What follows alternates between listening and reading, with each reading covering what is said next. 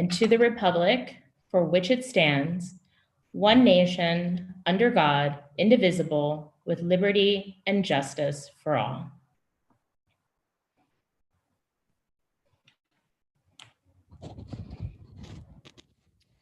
Thanks so much. Good evening again. My name is Jamie Mogil. And again, on behalf of the League of Women Voters, we're so glad you could be with us tonight in this virtual world that we're living in. And of course, we hope that you and your families are all safe. We're here tonight for the State House District 165th District. I'll be moderating the forum tonight. And it's important to let you know right off the bat that the League is a nonpartisan organization. This means we neither support nor oppose candidates. We are dedicated to ensuring that all eligible voters have the opportunity and the information they need to exercise their right to vote without impediments. And a special acknowledgement of the 100th anniversary of the League of Women Voters and the ratification of the 19th Amendment. Please consider joining the League, whether it be in your area or as a member at large. Forums like this or all of our important information on vote411.org wouldn't be possible without the support of our communities and members like you. So you're joining us through the web. We're doing these virtual forums now. So we're not in an auditorium as we normally would be, but the rules are pretty much the same. And we've met previously with the candidates. And so I want to thank also the Leagues of Central Delaware County and for Radnor for organizing and overseeing this candidate forum that is going live via Zoom. The candidates and myself and the team were via Zoom, and we're on YouTube also. So you can submit questions live. So somebody will be moderating those questions and submitting them to me. So please do submit your questions. Tonight's format will follow similar procedures as if we were live, like I said, with the candidates already receiving the rules and knowing who will be first and last to speak following a coin toss. Each candidate will have 2 minutes for their opening and closing statements. As time allows, we will ask the same question to each candidate, going back and forth. Each candidate will have 90 seconds to answer each question with 2 opportunities to extend their time with responses of 30 seconds. Or a rebuttal of 30 seconds. They will visibly raise their hand so I can see them to allow for that extra time. We ask that you listen, and if you have a question, again, please submit it through the YouTube live chat. We'll be monitoring those questions, of course. The entire forum is being recorded for posting and viewing on the League websites and YouTube channels and public television venues like Mainline TV Network. It must be shown in its entirety.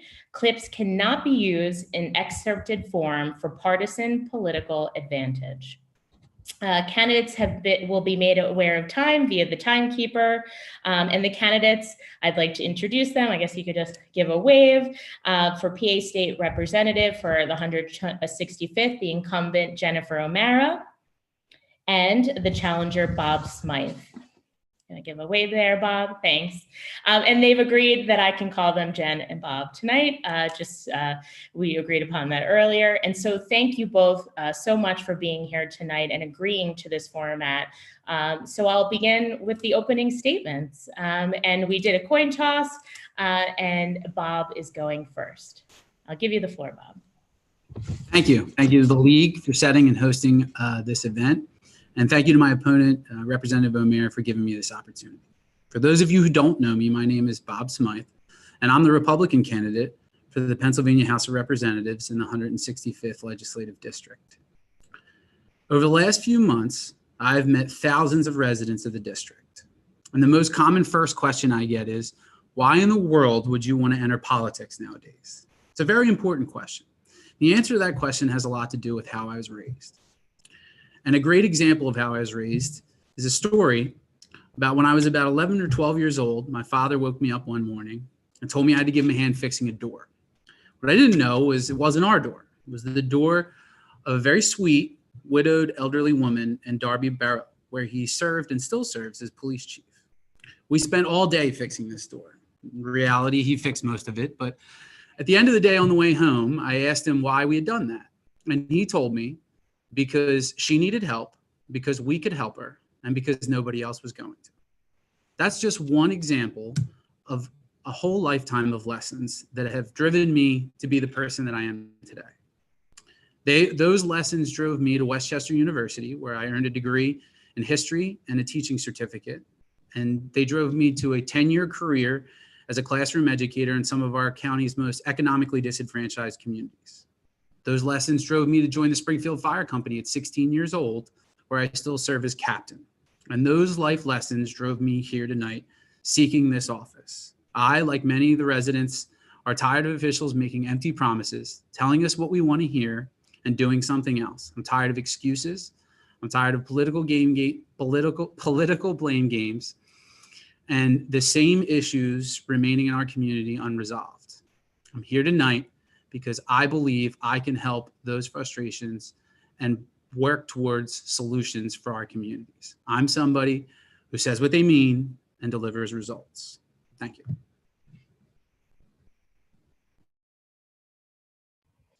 Okay, thanks so much, Bob. And Jen, I'll let you go ahead. Thank you, and thank you to the League for organizing tonight's event. I first ran for office in 2018. I was never involved with politics before that, but I saw a government that wasn't working for the people, and I wanted to do something about that. Now, when I first ran, it wasn't a global pandemic, and I knocked on thousands of doors. And the one thing I heard from residents over and over again was that they didn't understand what their state representative could do for them beyond go to Harrisburg and pass laws. When I got elected, I made a commitment that I would work for everyone in this district, regardless of political affiliations. And my office has done that. In my first term, we had over 50 events, including 9 town halls, and a Veterans Expo, and a Senior Expo. And so many that I was actually named one of the 11 most accessible legislators in the country. In Harrisburg, I've had success because I've been willing to reach across the aisle in a bipartisan way to get things done. I had a bill get signed into law to add funds to the Veterans Trust Fund. I co-founded the Bipartisan Student Debt Caucus to help do something about the rising cost of education in our state. And I'm also proud to be the co-chair of the Fire and Emergency Services Caucus, working to improve the lives of our first responders. There is still a lot of work left to be done. But the one thing that you can count on with me is, regardless of if we agree on every issue or not, I am always going to be honest with you. I'm always going to be transparent. I'm always going to work my hardest. And I'm going to make sure my office is filled with people who are ready to work for you. We have helped thousands of residents in the 165th over the last few months, really over the last 2 years. And I'm excited to continue doing that work. If you re-elect me, you can count on having a strong team here to support you and to keep working for you. Thank you. Thanks so much, Jen. All right, well, we're going to get right into it because we don't have a lot of time, but we've gotten a lot of questions. And we've agreed before, I think we'll start with Jen, and then we'll go to Bob, and then we'll go back and forth with the questions. And again, remember, it's not 2 minutes, it's 90 minutes responses, all right? 90 seconds, not 90 minutes. 90 seconds, yes, please, not 90 minutes. We'd be here all night. Thanks, Jen. Okay, so I think we'll get right into it. There are, and Bob or anybody, if you need me to repeat the question when it's your turn, please, please note that. There are many bills introduced by legislators each year in Harrisburg. Few of them are ever enacted. What would you do to improve the productivity of our legislative branch? Well, it's a good question and it's a good point, and it's something that I'm frustrated by myself as a new member in Harrisburg.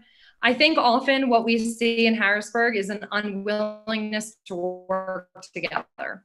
The bills that do pass are usually bipartisan bills, and they're usually passed unanimously, which means it isn't until we find an issue that we agree upon that we're going to get a bill to the finish line. So I think it's incumbent upon me and other elected officials that we work together, that we put partisanship aside, we find issues that we can agree on. We know there's not going to be every single issue we can find a compromise on, but there are plenty, and we have to do a better job at that. And that's something that I definitely think my colleagues in Harrisburg need to work on as well. Thanks. And I'll turn it to you, Bob.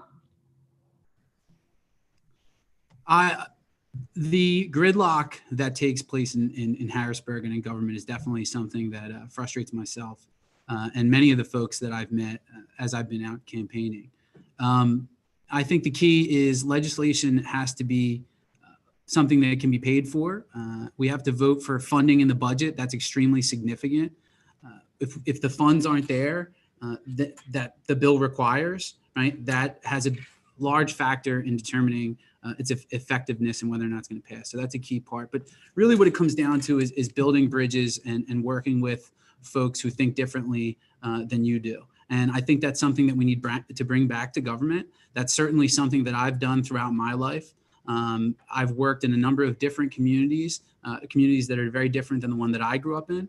And I have a background of working with folks who think very differently than myself. You know, in the fire service, when there's an emergency, when there's a problem, you know, we don't stand around and talk about who comes from where and what company and all that. We work together to resolve the issue at hand.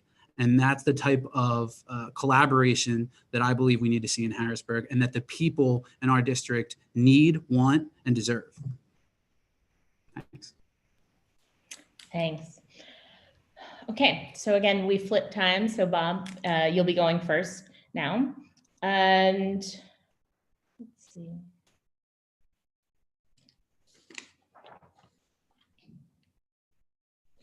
Just trying to give a variety of questions. We've gotten a lot of great questions. Take your time. Recently, the state of California has been seeing devastating wildfires. On Tuesday, it was reported that the smoke from these fires reached us on the East Coast. Environmental and climate issues are American issues. What is your plan to better protect Pennsylvania's open spaces, land, and combat the threat of climate change? First off, I want to say that I'm praying for the first responders in California. There's a lot of folks out there that are risking their lives right now to protect the property and the people in those areas. And I wish them all the best safety and health. When it comes to open spaces, I'm someone that believes in open spaces in our district. I think we need funding to grow greener areas and preserve open spaces. When it comes to climate change, I believe that climate change is absolutely real. And my concern with climate change and addressing it is we need to make sure that it is a unified approach, not just across the state of Pennsylvania, but across the United States and really across the world. Because even if we do the best job that we can do in the state of Pennsylvania, in the district and in the state, that's not going to make a bit of difference unless everybody's on the same page with this. And that goes back to what we just talked about, breaking down barriers, building bridges, and working together. And I believe that we can do that. And I believe that the majority of folks in this state agree that climate change is real and we need to address it. And, you know, I'd like to see the state invest more in renewable energy. So it's a big issue, and it's unfortunate what's happening in California right now. And I just, again, I pray for the folks that are out there on the front line of that. Thanks so much. And Jen, I'll turn to you. Thank you, Jamie. And it's a great question. And beyond the devastating impact we're seeing in California, we're seeing the impact of climate change here in our own communities. This summer, we had hurricanes wipe out power in neighborhoods. Tornado watches have become a new normal here in Delaware County. And unfortunately, in Harrisburg, there are people who still deny climate change and who still say that it's not real. And that is, unfortunately, right now, the party in charge. While I've been in Harrisburg, I have been supportive of 100% renewable energy. That bill has over 102 sponsors, but we haven't been able to get it to run, unfortunately. I've supported Pennsylvania joining RGGI, which has an impact in pulling carbon out of the air and also bringing jobs to our state. And I also believe we need to invest in infrastructure in our area. And we need to invest in green infrastructure. We have areas in Marple and Radnor where stormwater, in Springfield even, where stormwater is a huge issue. And so we need to start making important infrastructure investments. And unfortunately, last year in 2019, we cut the Department of Transportation budget by 30%, which that's where and we're not seeing that investment get made. So we really need to focus. Climate change is happening, and it's happening now. And it's important that we make. Thanks, Jen. And I'll say, just be careful. I lost you a little bit on the internet. I think we could still hear you, but of course we're living in this virtual world now. So we want to make sure that we hear both of you and we hear your answers. So I'll let you know if it goes out. Okay. I don't know what to do with that, with the router or so forth, but our tech team will tell me. Okay. So we'll get to the next questions. And again, Jen, you'll go first. We're flipping back and forth. And again, these are all questions that we've had submitted to us. So they're not particularly questions. So they're your future constituents or current constituents. This one has to do with the economic fallout of COVID and what we're dealing with. And this person has said, I'm concerned about local small businesses, specifically their viability and solvency going forward.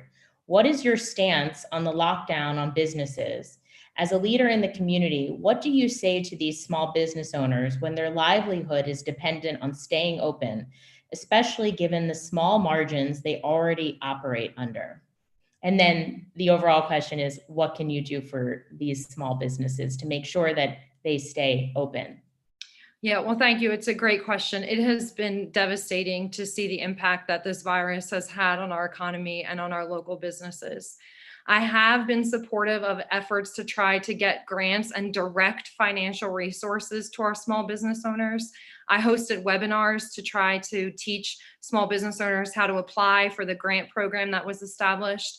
I worked with the Delaware County Chamber of Commerce to create the Christmas in July concept that we had this summer to try to drive out small business, really get people to shop local once things started reopening.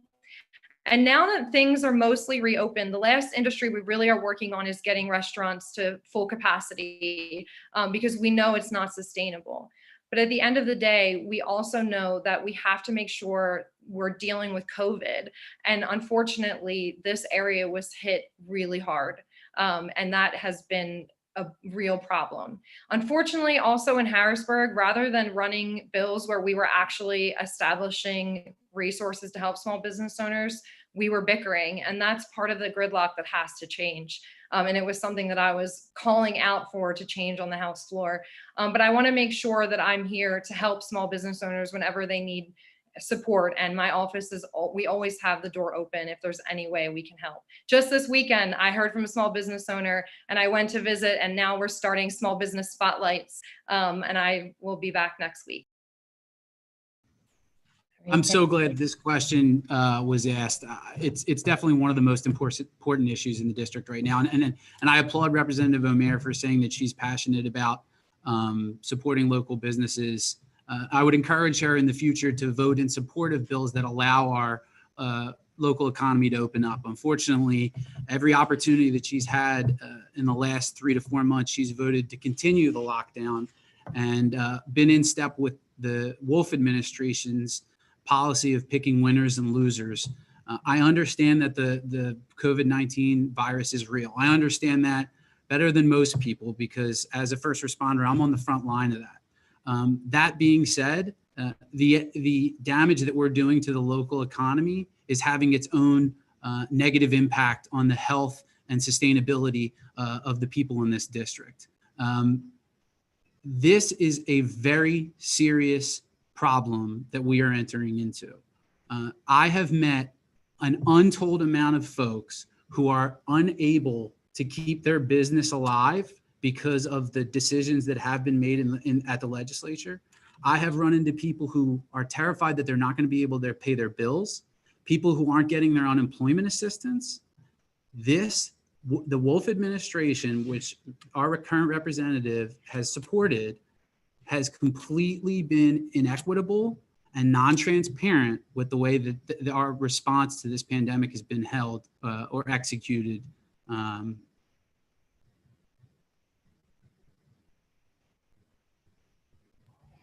Thank you for acknowledging that your time was up.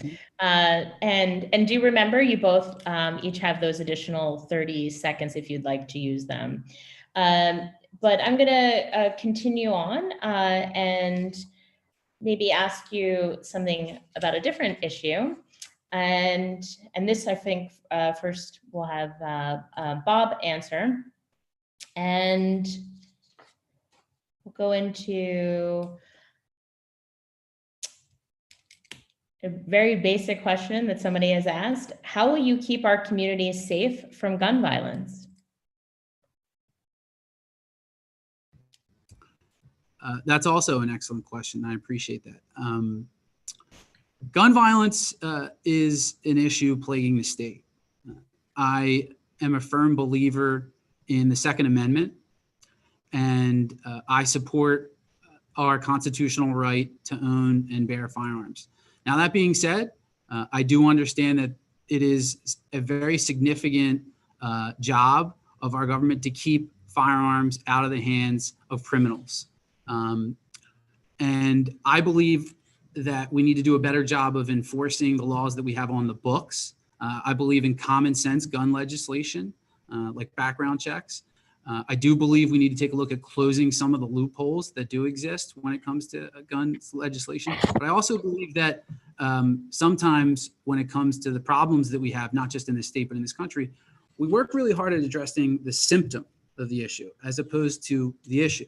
And I think a lot of times when it comes to gun violence, there is a bigger issue that's not getting addressed, okay?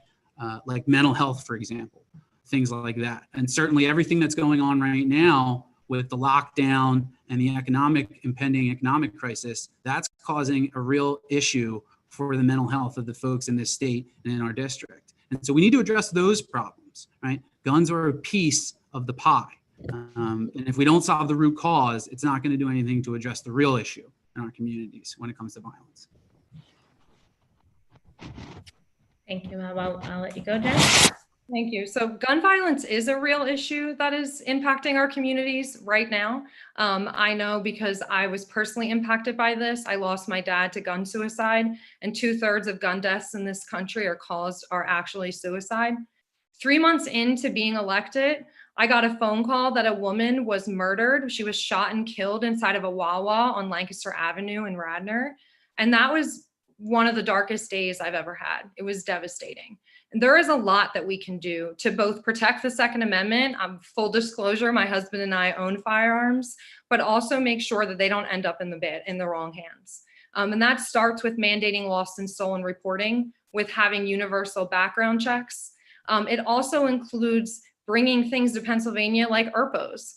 I actually stood with the former DA, Kat Copeland, and Rep. Todd Stevens, a Republican from Montgomery County, after the woman was murdered in our district, to call for Pennsylvania to pass extreme risk protection orders. And the key thing about that, prosecutor, our bill has been approved by the ACLU to protect due process, one of the few states in the country where that has happened. And I think there's a lot we can do to stop gun violence and also address other issues. But we can walk and chew gum at the same time. And that starts with changing laws that are very important.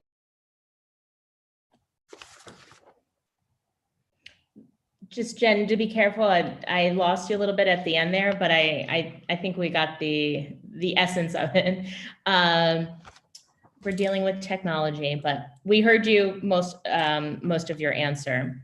So now you will be the next step, and we've gotten a question here. Do you fundamentally agree with the issues that the Black Lives Matter movement is highlighting and fighting to change?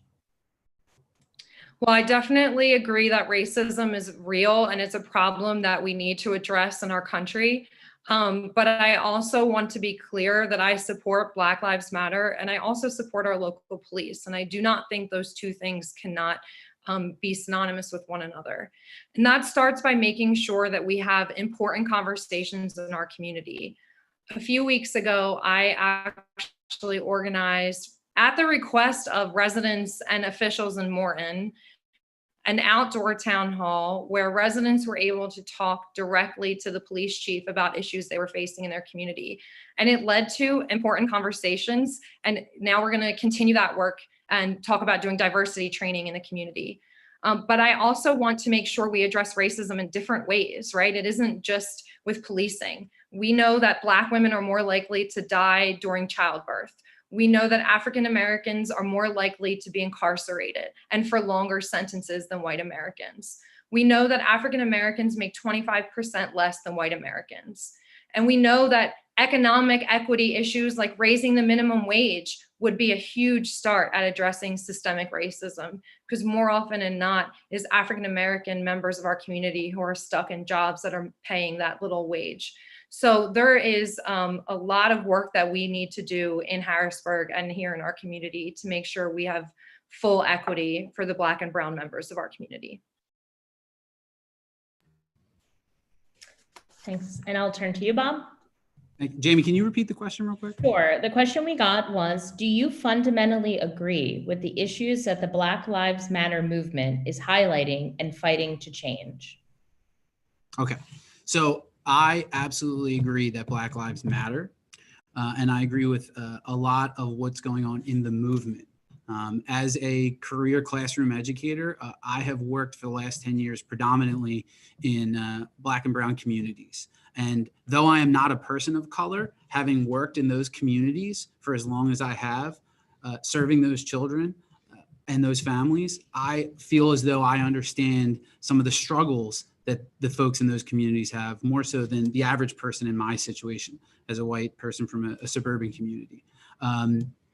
We can do better in this country and in our communities to live up to the ideals that are at the foundation of this great country. That said, what I do not support is the Black Lives Matter organization or its leadership. And the reason is Representative O'Mara did a great job of illustrating a number of the issues facing the Black community, issues of inequity. And I don't hear a lot of those issues from the organization and its leadership. They seem to be hyper-focused on certain things that aren't, in my opinion, in the best interest of those communities. So I do absolutely believe that Black Lives Matter. I believe that all Black lives matter. Black children, Black police officers, and I also fully support our local law enforcement. And I also agree with Representative O'Mara that those two things can be done at the same time. And I believe that many of the folks in our community feel the same way. Thanks. And thanks to you both for recognizing the timing and being cognizant of that. We're going to switch gears and talk about our schools, which you were both kind of highlighting, but we'll get right to it. And Bob, I'll ask you, we got a question here. PA schools are underfunded. How would you address this problem? Great question. So what a lot of folks don't realize when it comes to issues of funding in the state of Pennsylvania is how the funding works. A lot of our funding, when we talk about fair funding, I believe that our funding in schools need to be structured based on population. Okay, a lot of the western part of our state receives funding based on populations that they don't have anymore. Their populations are going down, ours are increasing, and yet we still have less funding than they do. So that's an issue, and I believe that a lot of it comes down to the budget, right? And I don't understand how we can address issues of public education funding when we're not voting for the budget like Representative O'Mara did on both opportunities, particularly the last budget, the 5-month emergency budget, which had the only line item that it guaranteed full funding for was public education. And I can tell you as a public school teacher, that would have been catastrophic had we not passed that budget. So I'm very thankful that it did pass. And I want to say one more thing about education. Right now, our students vast majority of them are learning virtually. And some of the issues that we're struggling with tonight technologically, right, this is what's going on in the classrooms. It's a struggle. The education that they need and deserve, right, we're struggling to deliver it because of the barriers that are being put in place. I understand the virus is real, but this is a problem that we're going to have to deal with after this is done. Okay, Jen? Thank you, Jamie. Bob is correct about the fair funding formula. Currently, only 12% of funding moves through that formula, which would base funding based on population, not an outdated formula based in the 80s. At that rate, our schools in the 165th only get about 15 to 17% of their funding from the state. If we were able to move all 100% of funds through, which myself and my Democratic colleagues have wanted and tried to do this session, but we've been blocked, unfortunately, by the majority in Harrisburg, our schools, Radnor would see an increase of 78% of funding, Springfield would see an increase of 57% of funding, and Marple Newtown would see an increase of 8%. But I want to address one thing that Bob brought up, which is the budget. And I want to address an inaccuracy that he has been putting out there. The budget, it consists of more than one bill. And the bill that I voted against was the first part of the budget, which is the general appropriation. And the reason I voted against that bill is because as it was written before it left the House, it had a gap of $300 million for the homestead deduction, which meant every house in our district would have seen an increase in property taxes ranging from $135 to $300. That is something that I do not think our working families could afford. Luckily, because so many of us, including 6 Republicans, or maybe it ended up being 3 because they changed their vote at the end, voted no, and we got that $300 million back. And so I voted yes on the 3 remaining codes of the budget, which were the school code, which spent the money. Thank you. And Bob is showing us he would like to use his 30 seconds. So I'll just let the timer know. Bob, go ahead. I appreciate what Representative O'Mara said, and it is true that she voted for the second part of the legislation with the Homestead Exemption Act. The unfortunate issue is that that vote took place the same day as the budget issue. And I understand that no budget's perfect. I understand that there isn't just one line item in a budget, but no budget is perfect. And when it comes to the education of our children, that's where the money comes from. If that budget doesn't pass, that money doesn't happen. And so that is the only bill that you are constitutionally required to pass as a legislator is the budget. 2 no votes. Your time was up. Jen, please be cognizant of time, both of you. Thank you. Following up on that question, you both have noted a bit, so I'm going to go with continue with the school-related questions. And so, Bob, this would go toward to you. And we got a question here. What should or if Harrisburg be doing to support school districts that are struggling to be effective during the pandemic?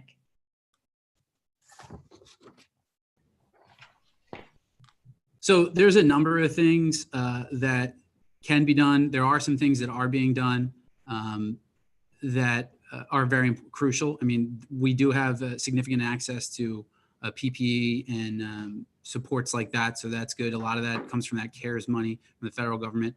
But when it comes to the pandemic, I really would like to see legislation passed that protects school districts when it comes to legal liability and things like that. And really what we need to do when it comes to supporting schools during this pandemic is really what we need to do to better support schools in general. And that is, we need to listen to our educators.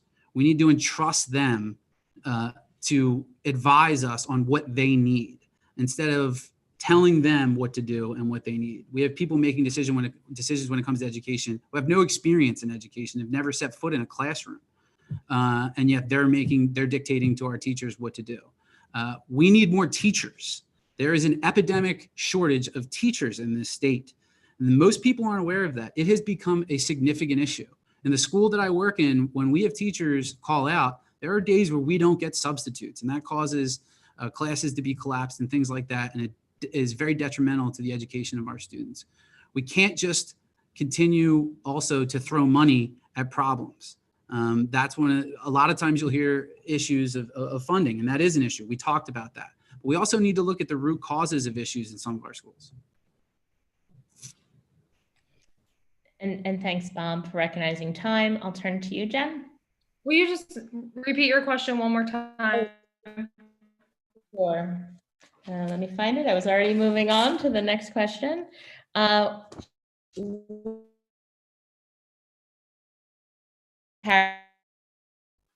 just the pandemic. Okay, so it cut out again, but I'm pretty sure what you said is Harrisburg supports schools during the pandemic. So in order to make that happen, or in order to know, first, I am actually a certified social studies teacher, and Bob's right, there aren't many of us in Harrisburg, but it's great having educational experience when making decisions. I talk to my school boards and my superintendents on a weekly basis. I'm usually texting them from the House floor when we're voting on bills, so I know what they need when it comes to making decisions. In fact, it was many of them who were upset about the original $300 million gap missing in that first budget vote that Bob mentioned previously. I think what we need to do is, one, we need to provide 5G. There are kids in Pennsylvania who don't have access to technology. That is something that we could fix in the legislature. We need to stop passing unfunded mandates, which is when we tell schools what to do, but we don't provide them with any resources to do so. Our schools are currently doing a lot with too small budgets. We also need to work with our schools to make sure they have all the resources they need to reopen. I know that our kids are better served in the classroom, and I know all of our teachers and administrators want kids back in the classroom.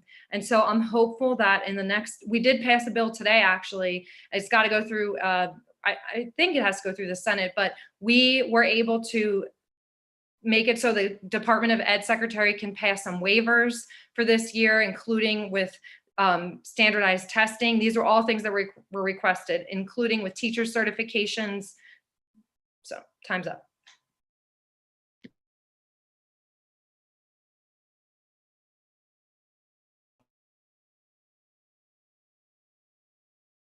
Just give me a wave, or if I've been noted. We're all dealing with these challenges, but let's continue. So hopefully that doesn't happen. We've been talking, and you both have been talking a lot about the budget, and we got a good question about that. So I want to follow up on that. And the question is, given that our revenue stream has been seriously eroded, what sources would you tap to help fund the general fund, and why? Good questions, by the way. Am I first? I'm sorry. Oh yes. Sorry. Yes, Bob, you're up. So first off, that is a really good question. And I'm really happy that someone asked that, because as I've said before, right now, the number one thing facing our communities is the COVID-19 pandemic. But really the second looming challenge that we have on the horizon is the economic issues that we're going to have to deal with as a result of the way that we've decided to combat this pandemic. And so I would be open to looking at a number of different revenue opportunities. I think the clearest option right now is to have our businesses reopened. Not only is what we're doing going to kill a lot of our local economy, but the reason why we don't have any revenue is because we have everything shut down, because the Wolf administration is picking winners and losers here. And it's not based on common sense, data, science, any of that. It's politicized. Okay. And so if we were to open back up, that we wouldn't need to replace much of the revenue that we've lost. I certainly think that we need to get creative and maybe look at some new opportunities that we've in the past looked past. That being said, I would strongly oppose raising taxes right now, especially with the struggle that a lot of our residents are dealing with economically. Thanks. I'll turn to you, Jen. Thank you. I wanted to just point out that we don't still have a lockdown. Actually, everything reopened in June with the exception of the restaurant industry. But the issue is that people still aren't going out and shopping and engaging with the economy like they used to, because there is still a fear of catching COVID-19 through community spread. Our economic crisis is bad. We have a $5.5 billion shortfall, which we knew was going to happen, but we just passed that along, and now it's due at the end of November. Unfortunately, our rainy day fund only covers 4 days of expenses in Pennsylvania. So we have to look at, one option is we have $1 billion of CARES money left, but we need to work with the federal government to allow us to spend that money. We're also in talks with the treasurer to go out and procure at the state level a private loan, and then the treasurer could help us make sure we can pay off that loan in the future. Unfortunately, though, when this happens, we've seen in the past, when budget decisions get tough, things get cut. And when that happened under Governor Corbett last in 2010, when we faced a budget crisis, education was what paid. And I want to make sure that that does not happen again. And so it really depends on who's making the decisions at the end of this year with what we end up cutting in order to make our budget work. And we have to make sure those our values are included. Thank you. Thanks. Switch topics now. I know the League is a big supporter of redistricting reform and ending gerrymandering in Pennsylvania. And we've gotten a question here. Do you support redistricting reform, and do you favor an independent redistricting commission? I believe I'm first this time. Yes. Yes and yes. I have been a co-sponsor of any bill that I could that would have created a nonpartisan commission to create our districts. And I want people to understand gerrymandering is very much a thing in Pennsylvania. Both parties have been guilty of it, but it's wrong. Voters should choose their politicians. One of the most gerrymandered in Pennsylvania. And you can see it in Radnor, how they have neighborhoods literally where one house is included on one street and their next door neighbors in a different house district. I've been yelled at by residents from Springfield, the island of Springfield, or the one ward in Marple, of residents who are cut out of my district because they didn't get my mail and they were upset. And they didn't understand it's because they don't actually live in my district. We need to make sure we follow the Constitution and that we keep townships contiguous. There is no reason that we have townships cut up in this district. But that is the way it was gerrymandered. We want to make sure after the census, the state senate and our congressional maps.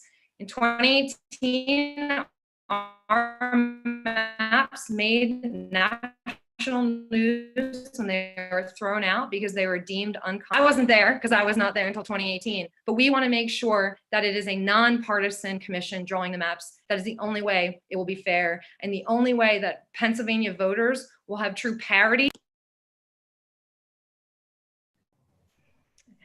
Thank you. And I'll turn it over to Bob. I completely support fair redistricting, and I agree with what Representative O'Mara said about it's something that both parties have been guilty of in the past.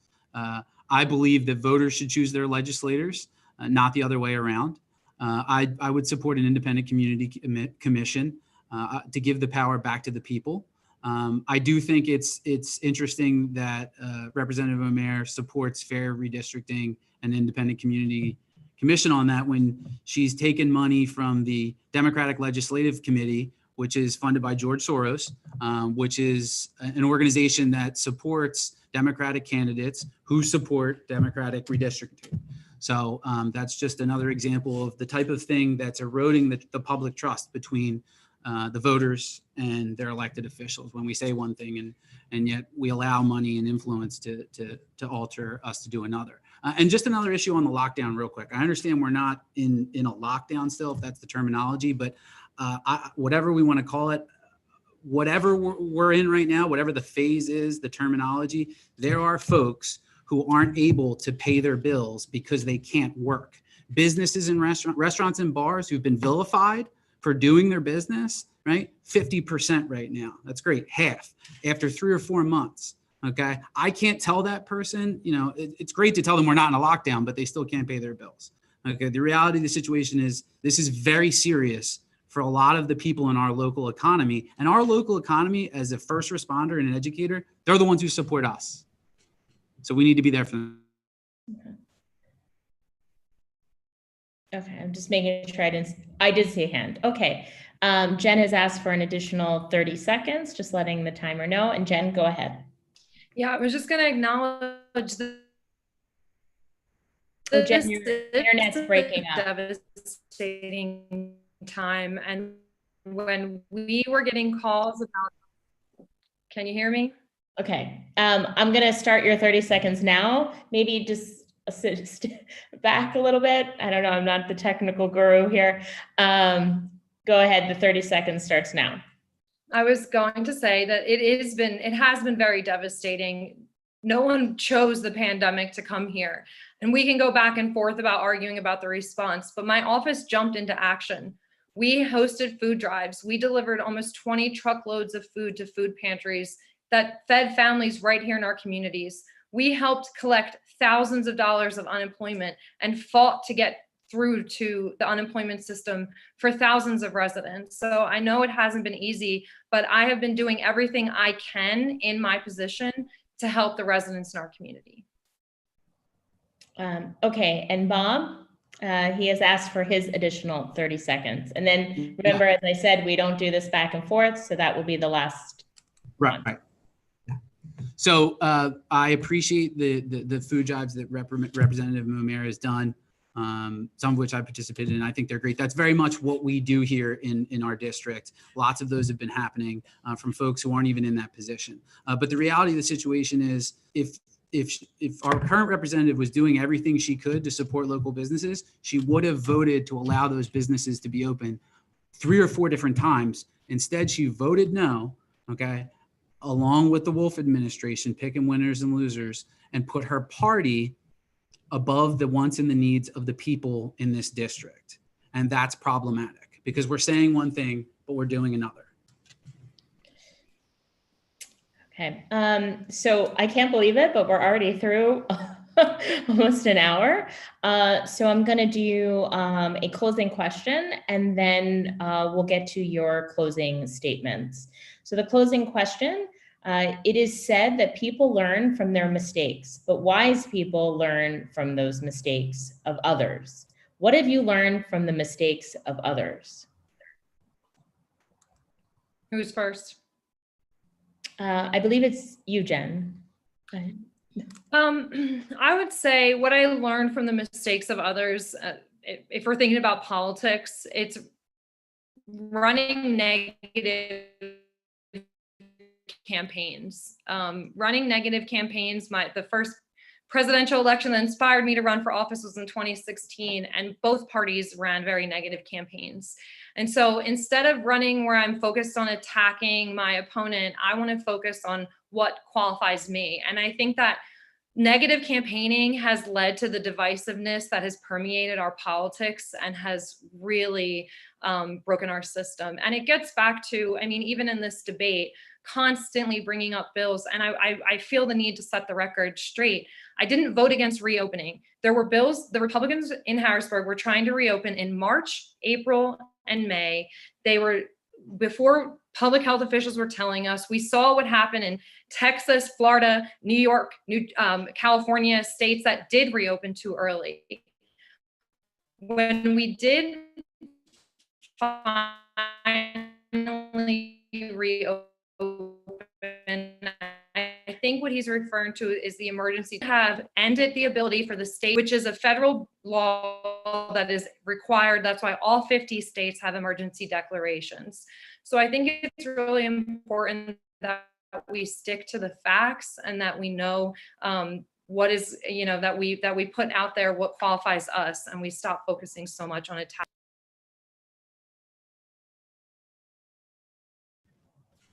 Okay, Bob? Very interesting question. And if I had to learn from a mistake, I'm trying to think of a mistake from others. In the past, mistakes that I have made that I've learned from is that you always go with your gut. That's something that my father instilled in me. And, that's something that I've tried to guide me through my life. And, what my gut tells me right now is that folks are really struggling in this district, either as a result of the virus or the decisions that we've made. And some of those decisions from the Wolf administration and picking winners and losers, our current representative has supported. And I don't mean, listen, I don't mean to be negative. These are facts. Okay. I understand when we talk about voting against ending the emergency declaration, that federal funding has nothing to do with an emergency declaration. That CARES Act money was signed into law, and it's guaranteed until December. It's nothing to do with an emergency declaration. We would have received that. We did receive that money. And so when it comes to what my gut tells me, it's that folks need to be represented and they need leadership right now. And we have real problems and we need real solutions. And I hope that we can all come together to work towards those solutions. All right, thanks, Bob. All right, I can't believe it. We're toward the end of the hour. I want to make sure you each have your 2 minutes, your allotted 2 minutes. And per the coin toss, I'm going to let Bob go first, first toward the last. So go ahead, take it away, Bob. Thank you to everyone who made this debate possible tonight. And I want to thank all of the people who tuned in so that they can make an informed electoral decision. Now more than ever, that is so important. We're at a crossroads in our district and in our state today. We're in the midst of one of the worst health crises in the history of the world. We face a dire economic situation that impacts, the impacts of which we will be faced to deal with for years to come. Many of our communities are more divided now than they've ever been. And our children have been set back almost an entire year in their learning and their social development. In short, we're struggling. The challenges are real and they're severe. But I believe we can overcome all of these challenges. The people in Marple and in Morton and in Springfield and Radnor have proven that they can come together and take care of one another in a time of crisis, as they always have. And that's what we need in Harrisburg. If I receive your support to serve as your next state representative, my votes will reflect the views that I have been instilled in me throughout my life, because that's what our district needs right now: representation. And that's how our government's supposed to work. That's how our democracy should work. When people are in need and you can help them, it's your responsibility to do so. That's what I've always done, both as a volunteer firefighter, as a community volunteer, and as a classroom educator. I've also been a bridge builder and a problem solver, two qualities that we clearly need in Harrisburg right now to break through the partisan gridlock and divisiveness that permeates our nation and our state. Now more than ever, people understand elections have consequences. I have been there for my community my entire life, and I will always be there for my community. We have real problems. We need real solutions and real leadership to solve them. I would be honored to represent the wants and the needs of the people of Marple, Morton, Springfield, and Radnor. Thank you. Thanks so much. And now we're going to turn to Jen, who won the coin toss, and we'll have the last word, the last 2 minutes. Thank you. Thank you, Jamie. And thank you to everyone who tuned in tonight. I believe that I have a proven track record of someone who is going to work hard for you and get things done. I'm one of the few freshman members of the minority party who was ever able to get a bill passed and signed into law in Harrisburg. I have brought millions of dollars back to our district, and I have worked hard to communicate with the residents in this district. I hear all the time folks who say, I've lived here for 30, 40, or 50 years, and I've never had a government official who is so responsive and engaging as you. And that is something you can count on with me. Our country is at a crossroads, and it's important that you have elected officials that you can trust. And even if you don't agree, who you know has your back and who's going to make the right moral decisions, even if they're not politically convenient. And that is something that I'm committed to doing. With me, you know, you will always have honesty, hard work, and an office of people who are excited to see you and excited to work for you. I know that the COVID experience has impacted all of us, each and every one of us. And I'm committed to make sure that we get out of this together and that we make sure everyone in our country and in our district has an opportunity. I always say you can't pull yourself up by your bootstraps if you don't have boots to pull up on. And that's something that is important to me. Before getting elected, I worked 3 jobs. I put myself through college, and I never imagined being here. This job has truly been the opportunity of a lifetime, and I'm so grateful for the opportunity that you all have given me over the last 2 years. I hope I can count on your support in November, and I hope everyone, regardless of who you vote for, make sure you're a voter this November. Our country depends on it. Thank you. All right, great. Well, this is so exciting. And this is really all about the League. The League is bringing people information, nonpartisan, trusted information to inform voters. So I want to thank everybody for tuning in tonight. I want to thank the candidates. I know we had a little bit of technical glitches here and there, but the fact is, you got the facts. You heard from the candidates themselves, and that's really what this is all about. It's what the League is about. And you can also read more about the candidates at vote411.org. You can plan your entire ballot. It goes without saying, if you're watching tonight, I hope you're registered.